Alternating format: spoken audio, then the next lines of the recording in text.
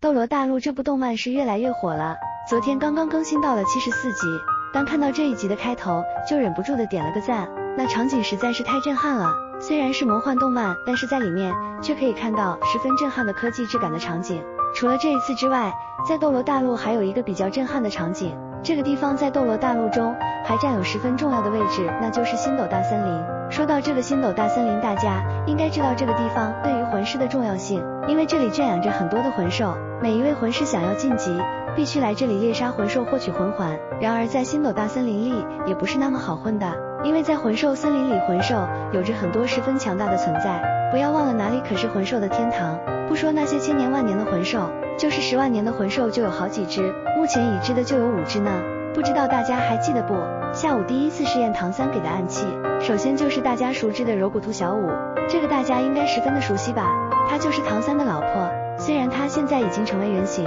并且已经和唐三在一起了，但是小舞毕竟出自星斗大森林，而且还是名副其实的10万年魂兽，其实力也是十分的了得，只是比化成人形之前要弱一点，但是后来的实力那可不是盖的，并且还成神了，而且还是第一个魂兽成神的存在。再说了，我们就不算其他的，就光是制服唐三这一点，就不是其他的人可以比的，大家说是吧？泰坦巨猿第一次露面，吓得七怪直哆嗦。第二个应该是泰坦巨猿，这位应该是动漫中第二个正儿八经的和我们见面的10万年魂兽了，那出场可谓是相当的拉风，一路火花带闪电，跟个鼓风机似的，简直是没谁了，毕竟是星斗大森林的帝皇。说到这个泰坦巨猿，不仅出场方式十分的霸道，其实力也是十分的厉害，论综合实力那也是十分的强大，在魂兽中也是1等1的存在。泰坦巨猿不仅身躯庞大，更是力大无穷，就算是100年的泰坦巨猿也敢和万年的魂兽抗衡一下，可见他们的实力如何了。无疑泰坦巨猿最强大的就是攻击力，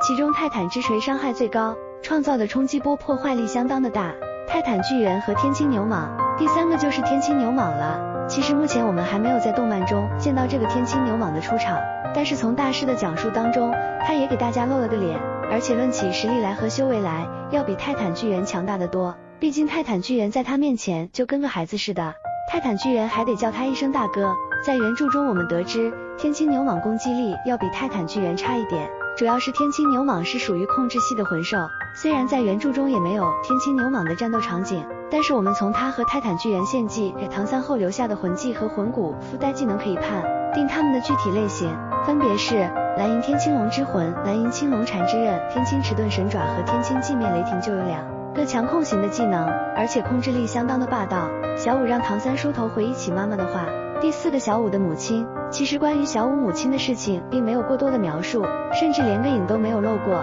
但是从小舞的回忆当中，我们可以知道小舞的母亲同样是一位转化为人形的10万年魂兽，并且实力还不低，就连天青牛蟒和泰坦巨猿都不是他的对手，但是后来被比比东围杀了，最后成了比比东的魂环和魂骨。最后一个是暗魔邪神虎，不知道大家还有没有印象，目前动漫里还没有到，原著中就是在唐三去给昊天锤加魂环的时候遇见这位大神级的暗魔邪神虎，这是一个十分邪乎的魂兽，不过可以肯定的是，他要是武魂的话，绝对和6翼天是一个级别的，因为他能够和天青牛蟒和泰坦巨猿打个平手，而且还差点把我们的主角唐三给灭了，因为他能制造一个能让时间倒流的空间，让自己和对手同时到达小时候的状态。不过他遇见的是我们的主角，即使小时候，但是有着唐门暗器灭杀幼年的暗魔邪神虎，简直就是轻而易举，如果换做其他人，估计早就被暗魔邪神虎灭了。不过暗魔邪神虎是邪神留下的，属性十分的邪恶，不是一般人能够承受的。